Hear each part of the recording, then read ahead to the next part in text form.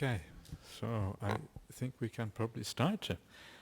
Um, so tonight's talk is going to be on the concept of freedom, the idea of freedom, what freedom is all about, and specifically, of course, about freedom in Buddhism, of course, and how freedom in Buddhism compares to freedom, the ideas of freedom that we're normally used to in our society, in our contemporary secular society, how we regard freedom, and how these two concepts compare with each other. And of course, no surprise, of course, the idea of freedom in Buddhism, of course, is much more profound and much more meaningful than the kind of ideas that we have in ordinary society about what freedom is about. But I think it's useful to compare these ideas to give that contrast and then get a deeper understanding of what these things are, perhaps. But of course, the word freedom, or the idea of freedom, is a very kind of positive idea, right? When people think freedom, they think something very good, something very nice. The first thing that comes to mind when you think of freedom often is freedom from not being in jail, right? When you are in jail, you are definitely not free. You are behind steel bars and concrete and all these kind of things. And that is kind of the opposite of freedom, right? Of course, the reason why it's opposite of freedom is because you are hindered, you're obstructed from doing what you want to do in life. You can't go here, you can't go there. And this is one of the kind of main things throughout life. The hindrances and obstructions in life are the things that kind of stop us from feeling free. Whenever there's a hindrance somewhere, whenever there's an obstruction, that is a kind of thing that stops us. We can't do what we want, right? We can't express ourselves because of these things. So hindrances and obstructions is one of those things. And this is, again, in ordinary society, how we often look at these things. And another thing which stops our freedom, perhaps, in ordinary life and whatever, is the feeling of being oppressed, right? If you feel oppressed by, whether it's by a government or by a group of people or a boss at work or a family member or a bully or whatever it is, that oppression also is a lack of freedom. You can't really express yourself because you are psychologically confined by that oppression around you. So this is what it's. So these are some of the aspects of why this idea of freedom has such positive connotation in our lives. There's no hindrances. There's no oppression, and because of that, we are free to express ourselves. We are free to follow our desires. Free to do, basically, to choose as we want and as we like in life. And this is what Ajahn Brahmali often talks about, right? The freedom of choice or the freedom of desire. This is like the highest sense in which we are considered free often in contemporary society, contemporary secular society. And you can see that on so many levels, right? If you look at our society, in so many ways, is it about that? You look at maybe perhaps the political systems that we have. The political systems are often built up around this idea of freedom from freedom from oppression and being able to express ourselves. And one example of that, for example, would be something like Marxism, right? Marxism was developed in the 19th century, and the idea there by Karl Marx was to kind of free the workers from the oppression of society or oppression of people who were exploiting them and these kind of things. Again, you wanted to free yourself from these problems that society had inflicted on the large number of people. So even our political systems, everything is built up around these ideas of freedom. And capitalism is in many ways a similar kind of thing. Capitalism, which is sort of perhaps the kind of the background ideology behind most societies, certainly in the West these days. It's not maybe a perfect ideology or a perfect idea of capitalism. Anyway, the idea there is somehow the idea of freedom, right? You give out the money,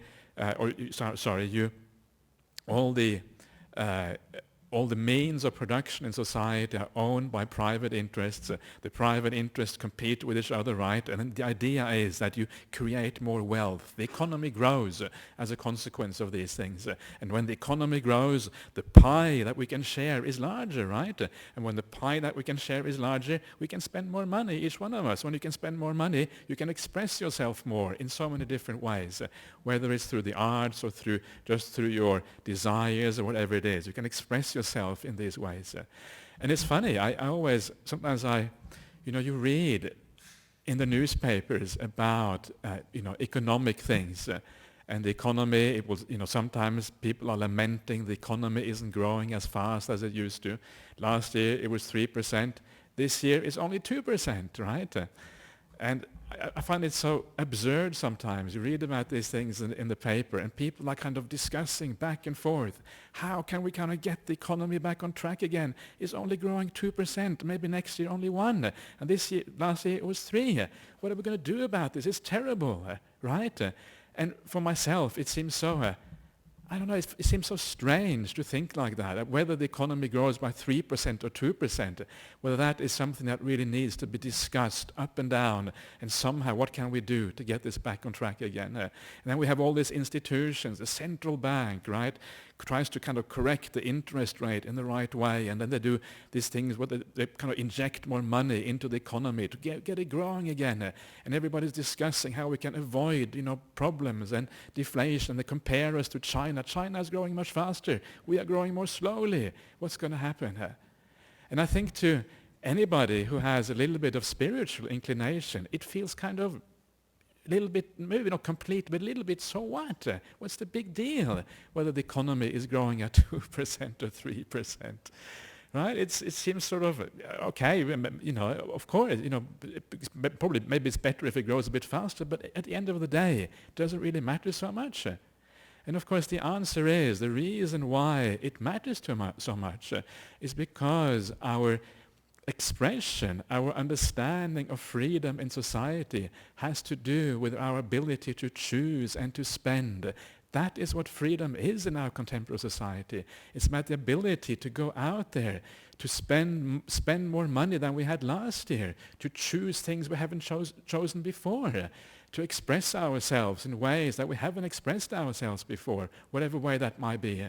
So of course these things, they are narrowed down when the economy isn't growing so fast. And that is why people are in such great despair when the economy goes down, right? Because this is freedom for us, for large parts of the population. Not if you have a spiritual inclination perhaps, but certainly if you live in ordinary society.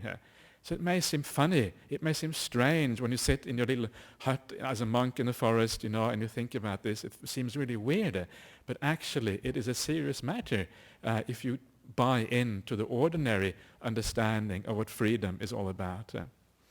So this is one thing. Our society is built for this, right? It's built around this idea of freedom. And because it is built around that, it means that we tend to pursue those things. And one way, of course, that we pursue those things is by making money, right? We go out into the world, we want to make money, and of course the more money we can make, the more we can spend, the more we can express ourselves, the more we can choose, the more we can fulfill everything we want in life. Money is one of the key means of enabling that freedom of choice that is so hallowed in our society. So we go out and we try to make money, right? And what happens when you try to make money? What happens is that often you butt up against other people because other people are also trying to make money. And sometimes you compete for the same contract.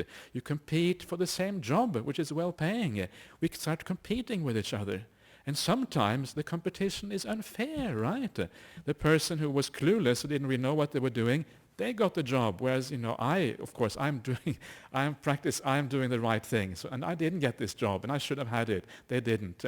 And when we have competition, when we have this fight over limited resources, because there's always going to be limited resources, limited money to go around, a limited economy, when we fight over this, when we compete over this, there's going to be friction, right? There's going to be anger, there's going to be irritation, sometimes there's going to be violence, because violence is rooted in anger and the problems that come from these kind of things. And this is one of those basic teachings, actually a very important teaching of the Buddha, is this, that when you have the search for choice, the search for enjoying yourself in the world, the search for expressing yourself, for making choices, for accumulating things, whatever it is, one of the consequences of that is always violence. It's always anger. It is always conflict. It is always problems. You can't have this craving, this desire, this search for, expressing ourselves in whatever way. You can't have that without violence. Violence goes hand in hand with that. So craving, desire, always must go hand in hand with violence. And that is one of the terrible things about it, right? Straight away, you can see that this ideal that we have, this ideal of freedom of choice, freedom of expressing ourselves, even if we do that in a way where we don't hurt others directly, of course that's the only right way of doing it, even if we don't do that, still it must lead to violence, still it must lead to problems. So this is the first problem that with this idea that we have of freedom of expression, the first problem is that it is intertwined, interconnected. It cannot be separated from the problems of anger and violence in society. Very interesting, I think a very powerful insight of the Buddha. It's explained in many places in the discourses. And of course it gets worse, because if we really want to pursue freedom of choice and freedom for ourselves to what to do, one of the things that people always want is power. We want to have power because power is one of the things that enables us to express ourselves. Once you have power, you can you have the ability, and you have the ability to basically use that power in such a way that you gain advantage. That's what power is about, right? In subtle ways. You may not do it deliberately to hurt others, but it tends to go that way. Power is very dangerous. Power corrupts, right? This ancient, not ancient perhaps, but this well-known kind of psychological effect of power. Power corrupts, and because it corrupts, we use that power for our own advantage. There is a problem again. The problem again, it leads to conflict. It leads to my desires, my cravings over somebody else's. That is what power is all about. And again, it leads to conflict. And it's natural. As long as there is craving, as long as there is a desire to express ourselves, the search for power is just behind it. Because power is what enables us to take that to its highest possible level. So again, this is the first point. Violence and craving are two sides of the same coin. But it's much worse than this. That is only the kind of the beginning why this kind of freedom doesn't really work. I'll just bring you back to the beginning. I'm talking about freedom here, the idea of freedom of choice, right? Freedom of expression, etc. But this gets much worse than that. And to give you some idea of what how bad it can get, I want to do a little thought experiment with you here. And this is the experiment of we now live in a society where there is a fair amount of freedom, right? We can choose a lot more in terms of indulgences, in terms of material well-being, in terms of expressing ourselves in various ways. Much, much more today than we could, say, 100 years ago, even 50 years ago, let alone 200 or 300 years ago, right? We have kind of expanded our horizons. We have much more freedom. There's less interference in our lives than there was in the old days when kings and governments might kind of be much more oppressive and all these kind of things. So we're kind of moving in that direction, which probably is a good thing, right? That is a good thing to have that kind of freedom.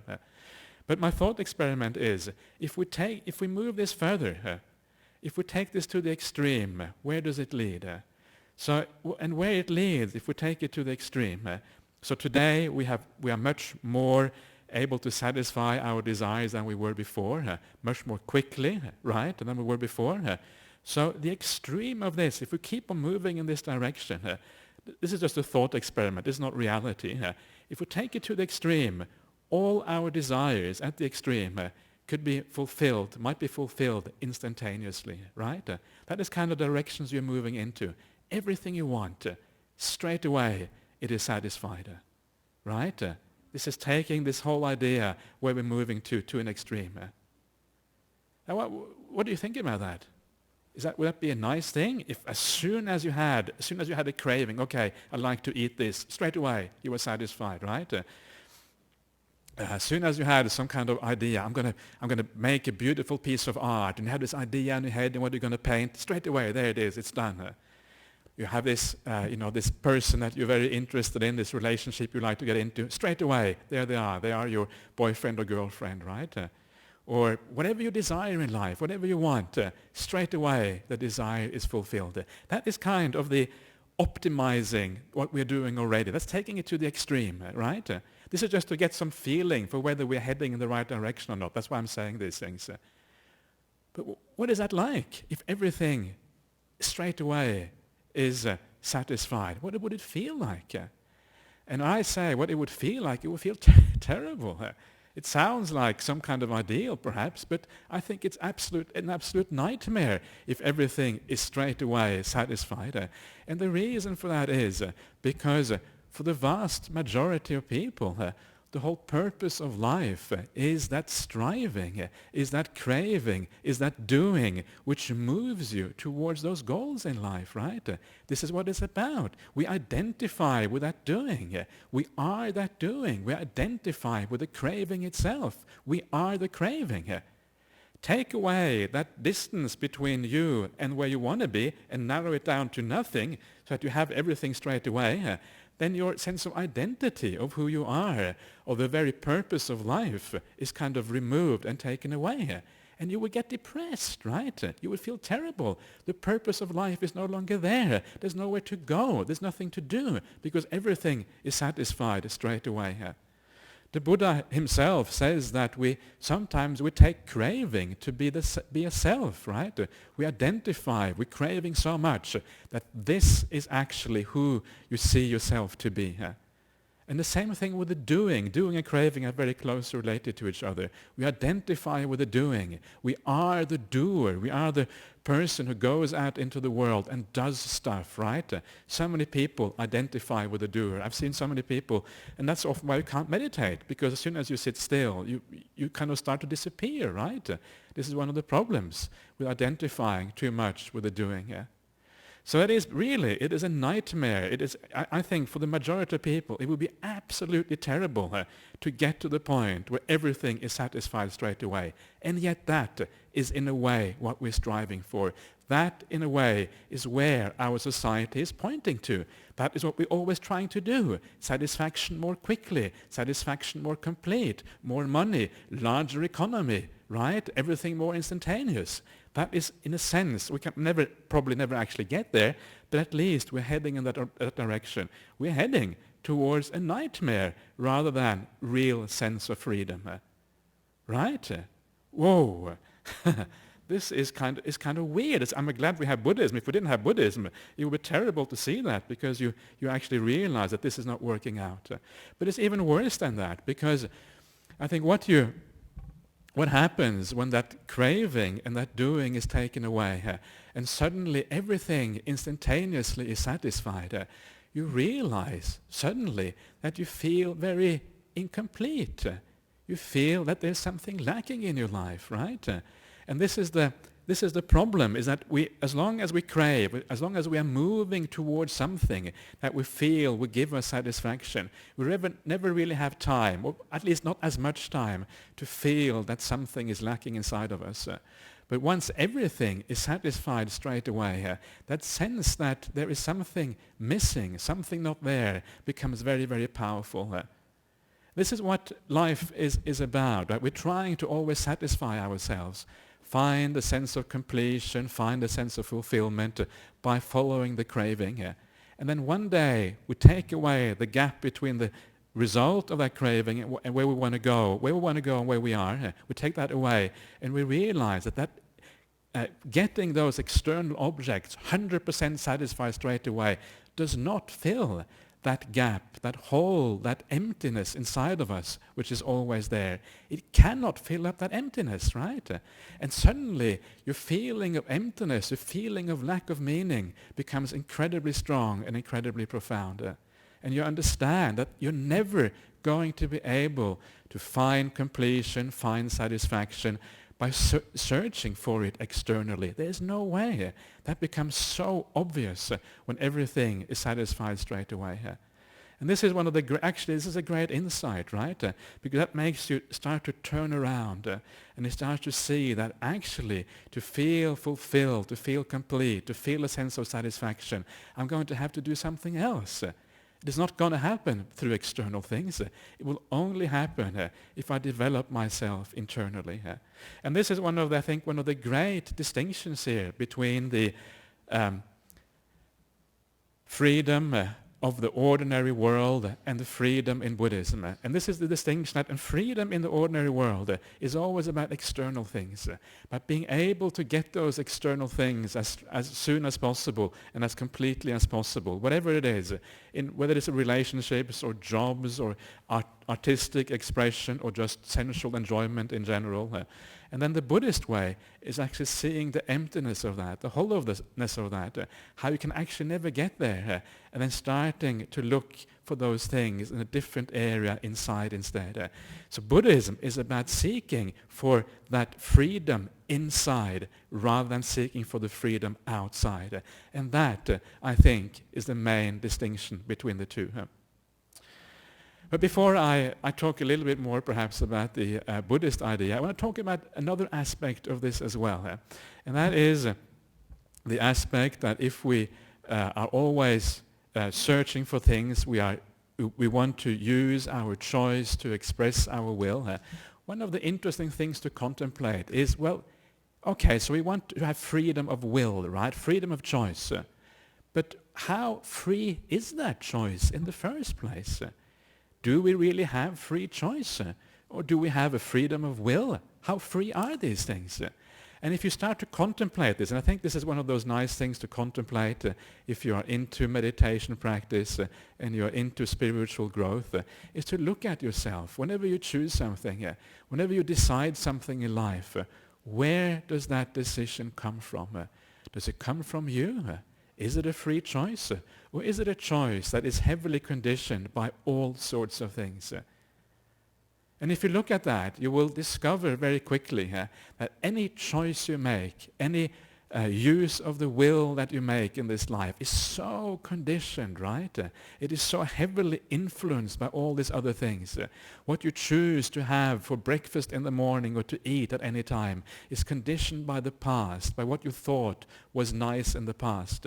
Sometimes you're not even interested in new stuff because you don't know what it is, so you just kind of pass it by, right? This is what I've been learned to eat. Perhaps since you were a child you've eaten this, right? And whenever I go back to Norway to visit my family, I get onto the Norwegian food, right? Even though I haven't eaten Norwegian food for 20 years, I'm absolutely sure that this Norwegian food is going to be delicious, right? Nice things like pickled herring. You like pickled herring? This is the kind of stuff that I get into when I go back to Norway. Pickled herring. Sounds very nasty for other people, but to me, it sounds really delicious and nice. So, and this is it, right? We are so conditioned. We are so completely conditioned by the external environment. What do we do in life? What do we study? I remember when I was 18 or 19, I had to decide what I was going to study at university. I didn't know what I wanted to do, and maybe it was kind of in the cards I was going to become a monk anyway. So what's the point, of choosing a particular education if you're going to become a monk? It just kind of seems all perhaps not so important. But the reason I chose to study what I chose to study was because my father said, "Oh, I went to this university. This is a good university. Why don't you go there?" I said, "Okay, whatever. I'll go there." Right? I mean, you can't get more conditioned than that, right? This is kind of absolute conditioning here. And so it is. So it goes on and on. Our religion, our life, where we live, our house, everything almost we do. Your mental life, your thinking, right? Where does the thinking come from? Start to analyze your thinking, and you will start to see that too. It's just so heavily conditioned as well from all kinds of things in the past. And one of the interesting things that condition us, which I find very fascinating, is that we're not just conditioned by things in this life, but we are conditioned by things in the past lives as well, right? Many of the things you may not understand. It was like, for me, for example, why did I become a Buddhist? Why did I become a Buddhist monk? And I can't really explain that from the present life. I remember when I was in my early 20s, I wanted to go to Asia, and I had a chance to go as an exchange student to Asia. But why did I want to go to Asia? I didn't have any Asian friends, right? I wasn't really interested in Buddhism at the time. And of course, as soon as I went to Asia, I went to Japan actually at that time. This was in the mid-1980s. I went to Japan, and straight away I went to all the Buddhist temples, right? And I thought, wow, this is really cool. And then I got my first kind of book about Buddhism, and I read that, right? And again found that interesting, fascinating. And when I got back from that holiday overseas, one of my best friends, he said, well, here is a book you should read. And it was a book about meditation practice, right? It was called The Calm Technique. That was the name of the book. And it was about breath meditation. Basically the same thing Ajahn Brahm teaches in the present, right here and right now. Again, and I started doing that, and I had some nice results. And it's gradually, you move in that direction. Eventually you become a monk. Where does it come from? I can't explain where it comes from. I think it's very obvious that I must have been a Buddhist in the past life. Otherwise, I cannot explain what is going on in my life at all. There's no explanation. It's just completely weird. And the same thing goes for, I think, many of the other monks in the monastery as well. And this is... It's both interesting, but also it is a bit concerning. Why is it that sometimes I get angry about stupid things in life, right? Sometimes the same kind of thing makes me angry or upset every time. Why is that certain desires keep arising all the time? Why is it that certain delusions, certain stupid thoughts keep popping into my mind? Where does all this stuff come from? And a lot of that stuff comes from the habits that we have carried with us for innumerable lifetimes into the past, right? Going back. And I understood that really for the first time when I spoke to somebody who claimed to have a memory of a past life, and it seemed like a very powerful memory, and he said that that's exactly what happened to him. He saw how his personality had carried on from the past, and that scared him. It scared him incredibly powerfully because he felt trapped, right? I'm trapped by my personality. I'm trapped by these habits that I created. I can't even see that I created these habits in the past life. I'm trapped by these things. And when I see that and I walk on my walking path in the monastery and I feel that something arises in me, some kind of stupid thought, which I wish I didn't have, but you can't wish these thoughts away, right? They just happen, even whether you want to or not sometimes. I probably want to have them. That's the scary thing. So the thoughts are there. They arise, and they come from some kind of unfathomable past, some program that you created many lifetimes ago, and now, like a robot, you keep on repeating the same patterns again and again. And it gives me this sense of urgency. I've got to get out of this. I don't want to be a robot being programmed from some past life, right? And it gives me this sense of aversion towards these thoughts. And I just want to get out of this. I don't want to think like this anymore. I want to turn around and move in a different direction. And this to me is a powerful impulse in my practice to remind me that I don't have control over these things. This is stuff that comes from the past, which is now controlling me. I'm not in charge. These things are in charge. I don't want to stand for that. I don't want to have anything to do with that. I want to release myself from these problems. So this is how you can use ideas of past lives, right, of being trapped in the past to urge you on to say, I must find a solution to this. There must be another way of looking at this. This person I'm upset with, okay, what are their good qualities? They have so many good qualities. Why am I upset with this person? I'm silly. Forget about it. And you change your focus and you're able to overcome those problems as a consequence of using that kind of reflection. Very powerful. At the same time, you realize the limit in choice. Choice is incredibly limited because you are basically programmed to a very large extent by the past. Right? So okay, so we talk about freedom of choice. Now, if you are programmed from the past, whole idea of freedom of choice start to become quite meaningless, right? If you're just this robot wandering around, it doesn't feel like it, but perhaps you are, then how important is that freedom of choice? But we can take it even further. And because when you understand the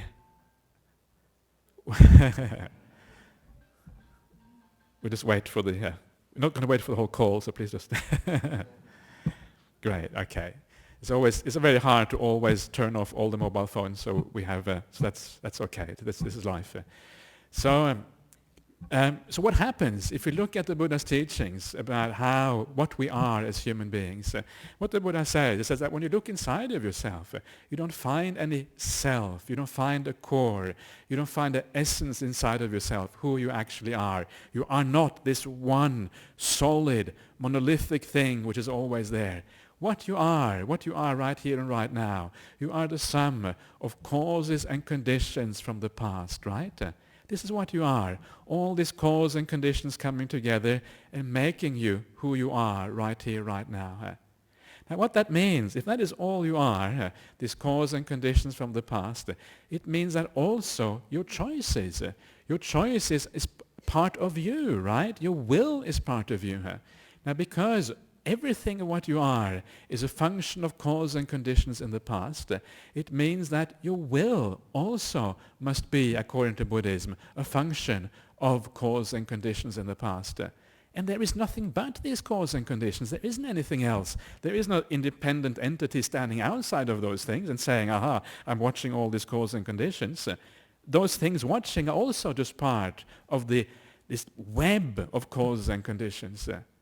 So what that means, of course, if the choice, the willpower, if that can be fully explained in terms of cause and conditions, and there's nothing apart from that, it must mean that from a Buddhist point of view, there is no freedom of the will, right? Because it is all explained by these other factors.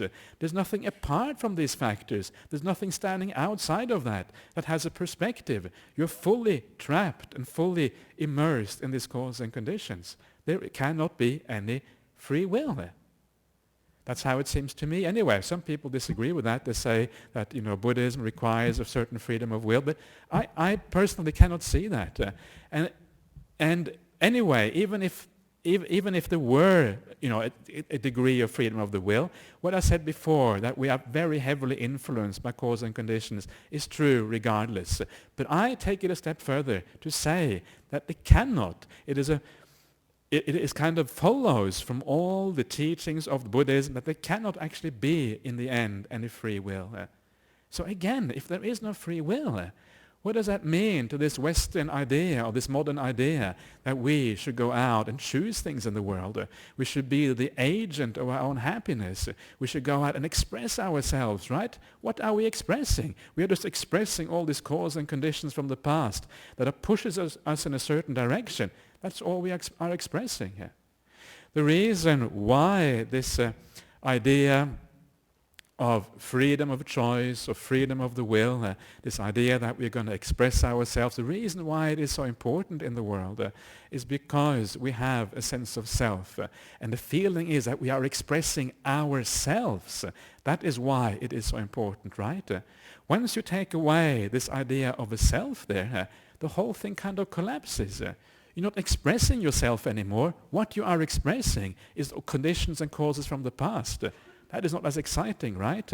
Okay, so what it means then to have freedom of choice is that you just allow these causes and conditions to flow naturally. That's all it means.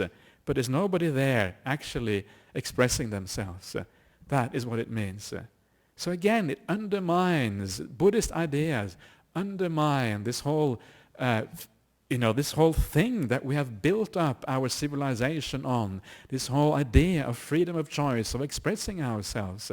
It is undermined by teachings such as non-self.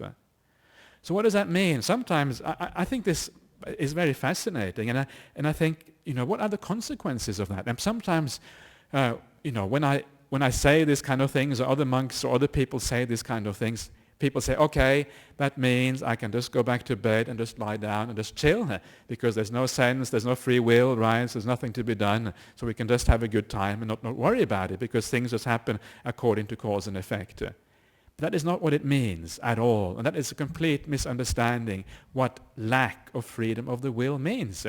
Because what they are talking about is fatalism, that the whole world is kind of fated to go in a certain way, and regardless of what you do, it will still go in the same way. But that's not the point. The point is rather that the will has an effect. If you do things in the world, there are consequences. So you have to do things. You have to get out there. And the better you practice in accordance with the Buddhist teachings or any teaching or whatever, the faster, the more progress you're going to make on the path, right? So these things have an effect. So you should certainly do your very best to practice in the right way and do the right thing. This is the first thing. It's important to understand that. It doesn't mean that you can just kind of say, okay, nothing matters anymore. That is a wrong understanding of the lack of free will here. Because the will has an effect, basically, here. But the other thing, which I think is just as important, is that for all of us, even though this is very theoretical, right? Very, very philosophical, there is no free will. It's really just a construct of the mind. And that is perhaps one reason I don't really like to talk about it so much, because it's just a figment of the imagination in a large sense. It's philosophy without real content. The reality is that it feels like we have free choice, right? When you do something, it feels like you are choosing freely. That is the reality. And that, in a sense, is what is important. And so what you do, instead of saying, I just don't do anything, you say, I will exercise that feeling inside of me of freedom of choice and freedom of the will to do what is good in the world, right? To do what is right. And I will also understand that because I am so conditioned, because I am so influenced by all these external factors, I will ensure that I put in as many causes and conditions as I possibly can. I will put those in place to increase the speed of my practice, right? My practice, my movement on the spiritual path depends on these causes and conditions. How can I put things in place in such a way that it increases the speed by which I progress on this path? That is the right way of thinking here. Right? And then when you think like that, then you can start to become creative about how to improve your own spiritual practice. And this is one of my favorite sayings in the suttas, in the discourse of the Buddha, where the Buddha says, very famously that no, the spiritual friendship is not half the spiritual life. Spiritual friendship is everything in the spiritual life. And now you can understand why, right? Because spiritual friendship are the causes. This is the cause and condition which allows the spiritual path to come into practice. The Buddha started all this. The Buddha is a supreme spiritual friend. Other people who practice the path are also spiritual friends. And we kind of move each other forward. And the more we hang out with the right people, the more we are conditioned in the right way, the faster this path will go. So this is one way. If you understand how little personal choice you have, then the more powerful becomes this idea, I need to be in the right environment. I need to do the right things. I need to make sure I'm influenced by all the right conditions. Reading the word of the Buddha, understanding what this is about, so I can enhance my practice. Never avoid an opportunity, never miss an opportunity to do good, right? This is so powerful. This is so fundamental to the Buddhist path. And yet, we waste so many opportunities to do what is good. There's opportunities at all times, right, to do good things, to say something nice, to do something good. But then we feel a bit upset. And because we feel upset, we miss the opportunity. But please don't do that. This is so basic, so fundamental. Every time you do something good, every time you do something nice, you're lifting yourself up and you are making meditation possible. If your meditation wasn't very good this evening, it is because, at least in part, because you haven't taken every opportunity in life to do what is good, to do what is right, and to avoid doing bad things. So please, this is the power of goodness. This is the most important aspect of the whole spiritual path, is to practice kindness, goodness, and to avoid the bad things in life. And everything we do in life should be turned into a path of kindness and avoiding the bad. This is how we should think, right? This is so important. And then we move forward. We condition ourselves in the right way. We put all those causes and conditions into place, and things start to happen. So this is how you should think when there is no, if there is no free will, which to me seems the right way of looking at the world. So now I have given you a number of things why I don't think that our modern secular idea of freedom is all that useful at all, right? First of all, it leads to conflict. We go out into the world, we want to enjoy the things that other people enjoy. Conflict is inevitable, right? This is the first thing. The second thing, if you take this kind of society to its logical conclusion, it leads to despair rather than happiness. When everything is instantaneously satisfied, you feel despair, you feel emptiness. There's no purpose to life anymore. Everything is pointless. That is the second reason.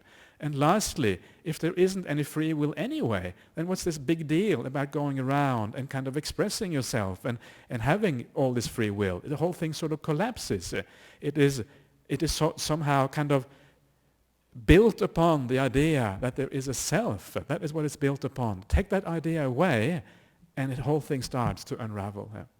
So what then about the Buddhist idea? If our modern idea, I'm not saying that the modern idea is all stupid. It isn't, of course. There's a lot to be said for freedom from oppression. There's a lot to be said for being able to express oneself and, talk and write openly and all these kind of things. I'm just saying it has very clear limitations, that's all. So what about the Buddhist idea then? And the Buddhist idea is the exact opposite, right? It is, as I was saying before, that we understand that if you want true fulfillment, you need to practice the spiritual path. And as you practice the spiritual path, as you build up the happiness inside, as you reduce the suffering inside, you build up the loving kindness for people around you, for the whole world, the compassion and the peace. And one day you feel complete. One day you feel full. You feel you don't need anything anymore. Why? Because happiness is yours right here, right now. There's nothing more to search for. If there's nothing more to search for, craving comes to an end. You can't crave for anything anymore because there's nothing more to crave. You are complete as you are. You are fulfilled as a human being. In fact, you understand, and this is kind of the point here, you understand that craving is actually the enemy. Because craving takes you away from the state of completeness, right? You sit there, you feel complete, and then suddenly you think, you start craving for something. And then you think, no, I'm actually moving away from a sense of completion. And craving is the enemy. Before, craving was your friend. Craving was a thing that made you choose this way or that way. And now you come from the other side, you realize that the very thing that made choice possible, the very thing that made this freedom of expression, freedom of choosing possible, this craving, that very thing is actually the problem. So when we talk about freedom in the ordinary world, the freedom of choice, it is a very, very shallow freedom. It's like being in prison, right? You are in prison. Imagine one of those old prisons. You are kind of fettered to the wall, right, with manacles around your hands and kind of fetters around your legs, right? And then the prison warden comes and says, well, you can choose whether your kind of fetters, whether they are steel or aluminum. And then you say, yeah, give me aluminum, hooray. That is what kind of the choice in the world is about, right? You are already shackled. You're already in prison, and you're allowed to choose kind of the color of the concrete in your cell. Would you like green or would you like blue color in your cell? Oh yeah, hooray, I can choose my color. No, you are in prison, for goodness sake. That is the real problem, right? Not the color of your cell. And this is kind of the misunderstanding that's going on here. And this is why the Buddhist idea of freedom is so beautiful, and it is so high, and it is so beyond all this kind of stuff that we talk about in the world, in ordinary, that our whole society is built around this idea of freedom of choice. And from a Buddhist point of view, it's complete delusion. It is just about choosing the color in your cell and not really getting out of your cell at all. So you practice the path, and as you practice this path, you feel a sense of completion inside. Craving becomes impossible. Craving is no longer interesting. Craving is your enemy. And eventually, as you go to the end of the path, you eliminate that craving completely. And that is why the end of craving is the highest happiness on the Buddhist path. And there's a nice little story. There's a nice little story in the suttas. I like this little story. There's a monk at the time of the Buddha. He's called Bhaddaya. And Bhaddaya, he was actually one of the, he was a relation of the Buddhas. He was from the Sakyan. The Sakyan family was the Buddha's family. And Bhaddaya, he was the son of one of the kings, right? So he was very wealthy, and he had everything in life. But then he became a monk, and he meditated. And then one day, after many years, he was sitting in the forest under a tree, cross-legged, right, with closed eyes. And he was just sitting there, and he was just saying, "Aho sukhang, aho sukhang." Oh, what happiness. Oh, what happiness, right? He was sitting there saying that. Imagine coming to Bodhinyana Monastery and you see a monk sitting on a tree saying, "Oh, what bliss, oh, what bliss." That'd be interesting, wouldn't it? And then, of course, just as he was saying that, these monks, other monks were walking past, and they were looking at him, wondering, what's going on with this monk? He's saying, "Oh, what bliss, oh, what bliss." So they go off to the Buddha and say to the Buddha, "Oh, we saw this monk, Bhaddaya, he's sitting in the forest saying, 'Oh, what bliss, oh, what bliss.' We are absolutely sure that what he is doing, he's sitting there and he's thinking back to the time when he was a prince in the palace, and he was thinking about all the pleasures of palace life. Oh, what bliss, oh, what bliss. And now I have to endure this monastic life, sitting under a tree, right? Oh, how sad compared to kind of royalty and kingship and all these kind of things." So the Buddha says, and of course the Buddha understands there's something more to this. The Buddha says, "Okay, bring Venerable Bhaddaya to me." So he brings Venerable Bhaddaya, comes, and he asks, and the Buddha says, "Bhaddaya, why are you sitting in the forest saying, 'Oh, what bliss, oh, what bliss'?" And then Bhaddaya answers, "I'm sitting there because I used to think back at all the troubles of being a king, right? All the troubles of that life of being a prince, all the things you have to look after, all the things you have to sort out, all those worldly things. And now I'm free from all that, right? No choices, nothing to do. I'm freed from craving, I've attained the highest bliss, the highest freedom in the world. And of course that is the freedom of arahantship. And that is why I'm saying, aho sukhang, oh what bliss, oh what bliss." And that is the real bliss in Buddhism, when you have the freedom from craving rather than the freedom of craving. Yeah. Okay, thank you.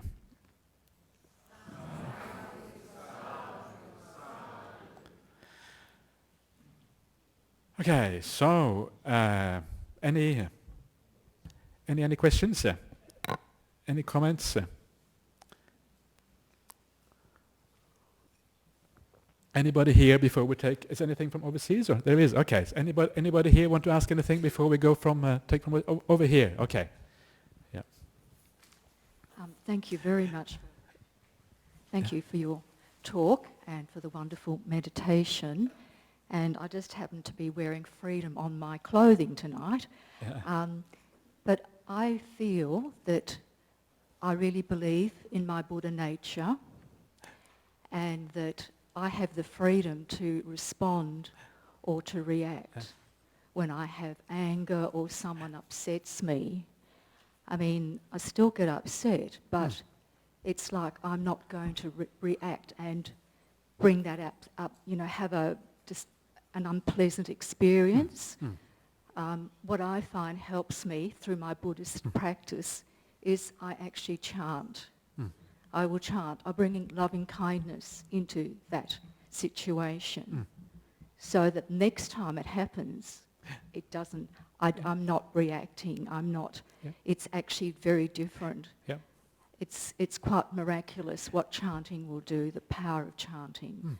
And that helps me. Every day I chant, and that helps me enormously with my life. So I feel I have the freedom. Excellent. I have the freedom Wonderful. to do yeah. that. Great. No, that's Thank you. in a sense that's what I meant is basically that we use the freedom that we have, right?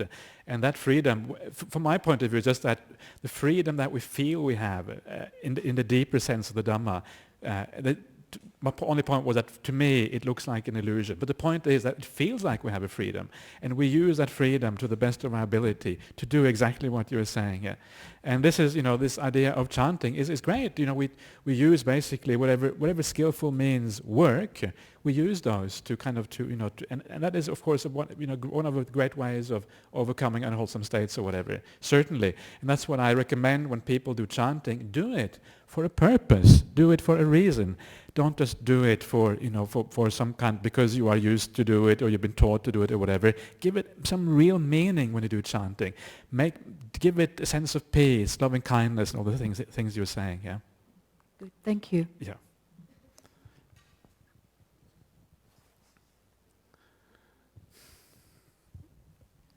Don. Yeah. Ajahn, could all this accumulated conditioning which you mentioned, Yes. which could also be called the karma, Yeah. could that be called the self of that person?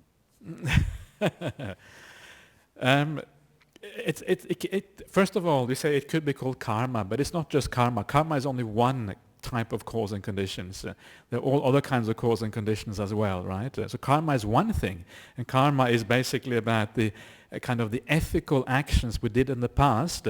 They have consequences for our feelings now, but then there are all other kinds of cause and conditions as well. Can that be called a self? Well, the whole point here is that the idea of a self. Remember, the Buddha here is talking to a society in which they believe in a permanent core to the human being. This is the Brahmanical society in the days, and it's very similar to Christianity in that sense, and Islam and all the theistic religions. It's very similar to that. So the Buddha is kind of speaking to that society, and so what he's saying is that this permanence that people believe in, that there is something permanent there, whatever that is the problem, and that is what there is not. And that is what is meant. So you have to define yourself very clearly, first of all. And once you have defined it in that way, then there cannot be a self in that sense, according to the Buddha.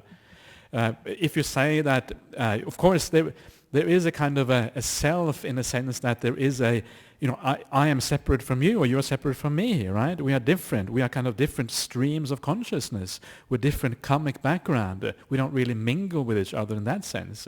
In that sense, there is separation. So there is a sense of individuality. That is true. Individuality there is. But you can't really say that it is a self in the Buddhist sense. The atta.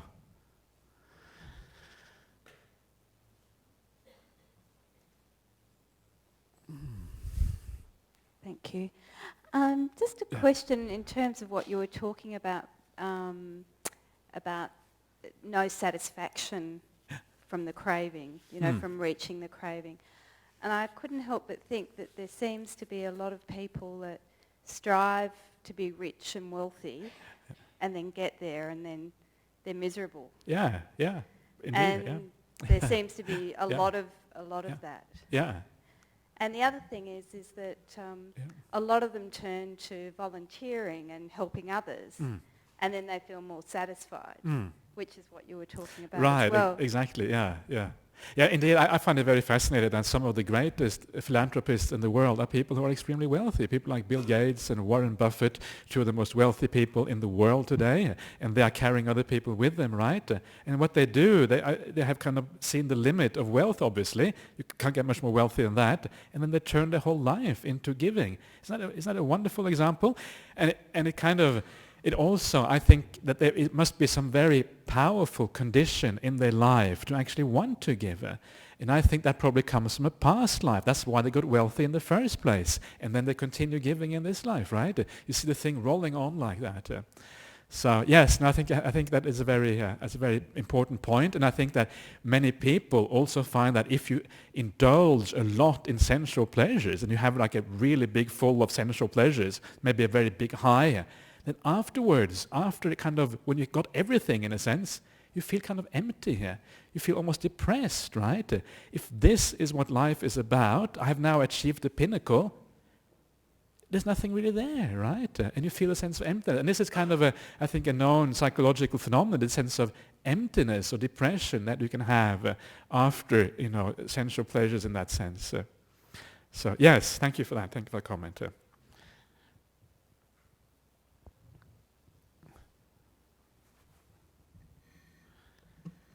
Okay, thank you. So we have a few questions from overseas. If I can just read this, good. So this is from, can you? No, that's too easy. This is from Bob in the USA. Can you comment on craving in regard to the Buddha's teaching and the Buddhist path? How should we approach this desire in our lay life? How should you approach desires in your lay life? And well, basically, the most important thing, right, on the Buddhist teachings is to do good, is to live a good life, is to be ethical, to be virtuous, to be moral. That is what really matters.